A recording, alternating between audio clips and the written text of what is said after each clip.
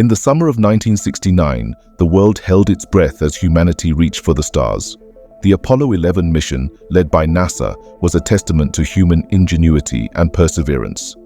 On July 20th, astronaut Neil Armstrong took his historic first steps onto the lunar surface, uttering the now famous words, "That's one small step for man, one giant leap for mankind."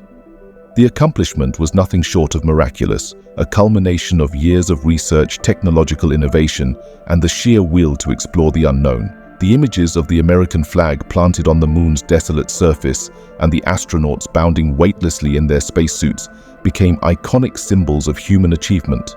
However, as the euphoria of the moon landing settled, whispers of doubt began to emerge. A seed of skepticism was planted, giving rise to one of the most persistent and controversial conspiracy theories in history, the belief that the moon landing was an elaborate hoax. In the years following the Apollo 11 mission, a vocal minority began to question the authenticity of the moon landing.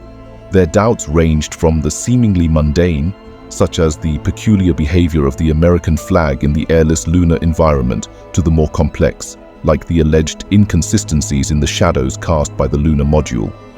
As the conspiracy theory gained traction, it evolved into a complex web of skepticism, drawing in people from all walks of life. From armchair theorists to scientists with dissenting views, the moon landing conspiracy became a cultural phenomenon that would persist for decades. One of the key arguments put forth by moon landing skeptics was the issue of the American flag. In the vacuum of space, there is no air resistance to dampen the motion of objects. Skeptics pointed to the footage of Armstrong and Buzz Aldrin planting the American flag on the moon, arguing that the flag appeared to ripple and wave as if caught in a breeze. How could this be, they questioned, in the absence of an atmosphere? To counter this claim, experts explained that the flag's motion was likely a result of the astronauts' manipulation.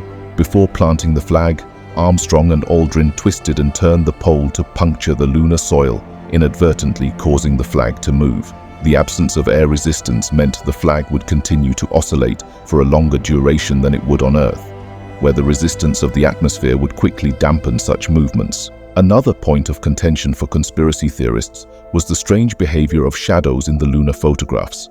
Some claimed that the angles of the shadows were inconsistent, suggesting multiple light sources, an impossibility on the moon, they argued. This led to suspicions that the moon landing was staged on a film set, where multiple lights could be strategically placed. Experts in photography and physics, however, dismantled this argument. They explained that the uneven terrain of the lunar surface could create optical illusions, making shadows appear distorted. Additionally, the moon's lack of atmosphere meant there was no diffusion of light, resulting in harsh shadows and extreme lighting conditions that could confuse the untrained eye. As the debate raged on, it transcended the realms of science and entered the cultural zeitgeist.